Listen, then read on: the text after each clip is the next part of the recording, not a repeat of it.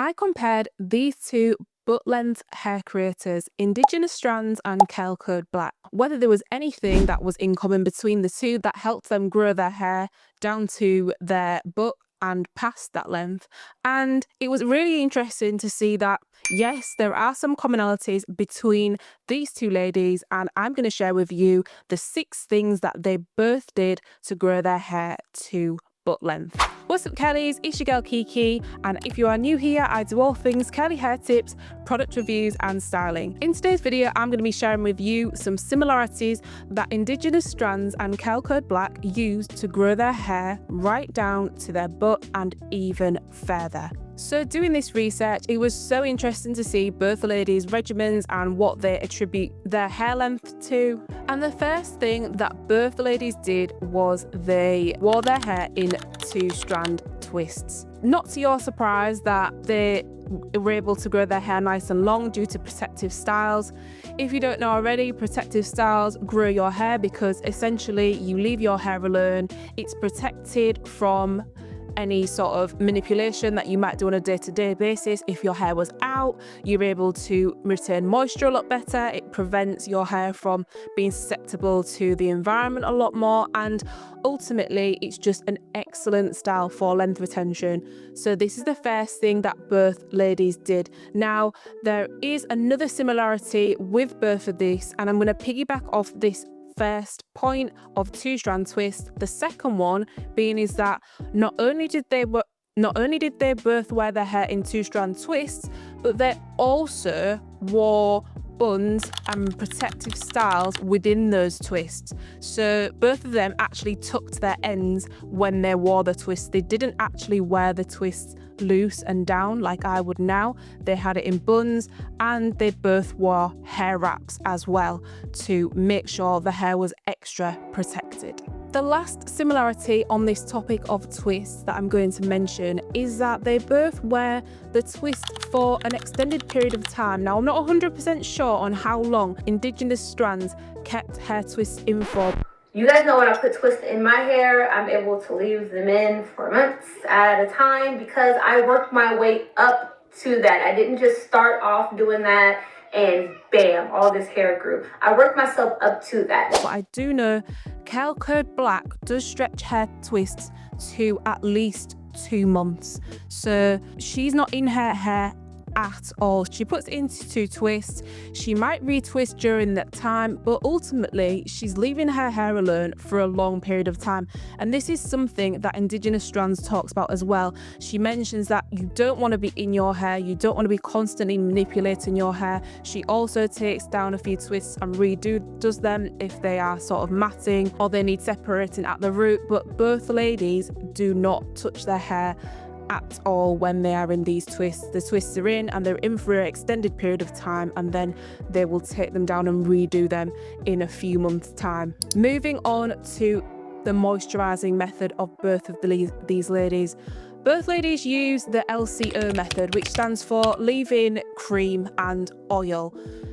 They don't use similar products within this, but we'll get onto that because there is one similarity. But both ladies do use the leave-in, cream and oil method to moisturize their twists, which is really interesting because that's something that I have gone back to. I've always known about it, but I've taken it a little bit for granted and I got a little bit lazy. But now I am really trying to go back to those basics and incorporate leave-in, cream, oil into my hair care routine. Now, you don't have to do leave-in, cream, oil. You can do the reverse of that, which is lock, which is leave-in, oil and cream.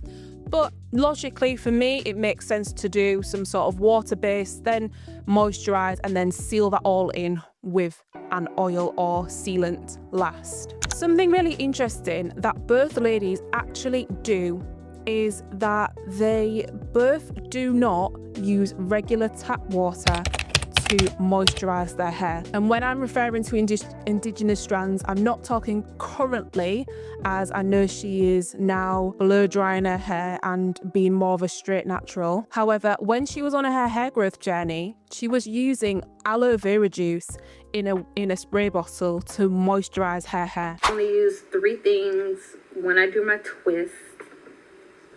That is aloe vera juice,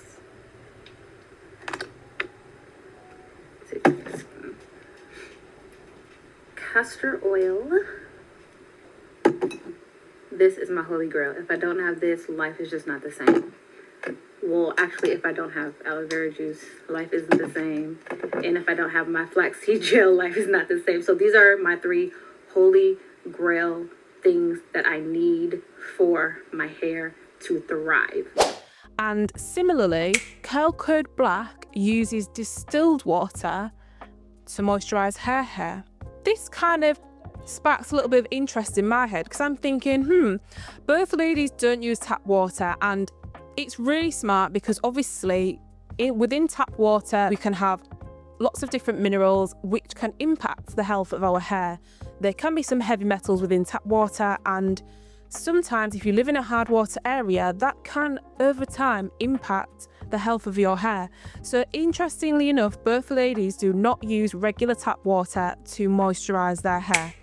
Touching back on the LCO method, both Curl Code Black and Indigenous Strands use castor oil for sealing their hair within the moisturizing methods that they do. This is another interesting one, that they both opt for the same oil. Castor oil has some great benefits, especially if your hair is low porosity, and castor oil has been a really renowned oil for a long time amongst the black hair community. It's an excellent sealant. It is quite heavy and it is on the thicker side of hair oils, but for this reason it makes a great sealant. Overall, these are some really good hair care practices that both ladies put in place to grow their hair past their waist down to butt length.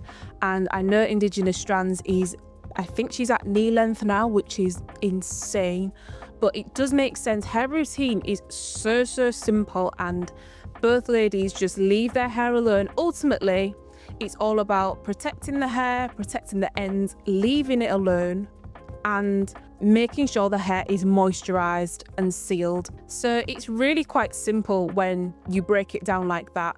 And ultimately, the more you mess around with your hair and have your hands in your hair and do lots of different styles and dye it and relax or chemically treat it, the more your hair really does see the effects of not being able to retain as much length as possible. Now, I'm not saying it's not impossible to grow your hair nice and long and do those things, but it does definitely make it a lot harder than just having virgin hair and being able to just nourish your hair and grow it nice and long without all of those added things in place that you kind of need to combat along the way.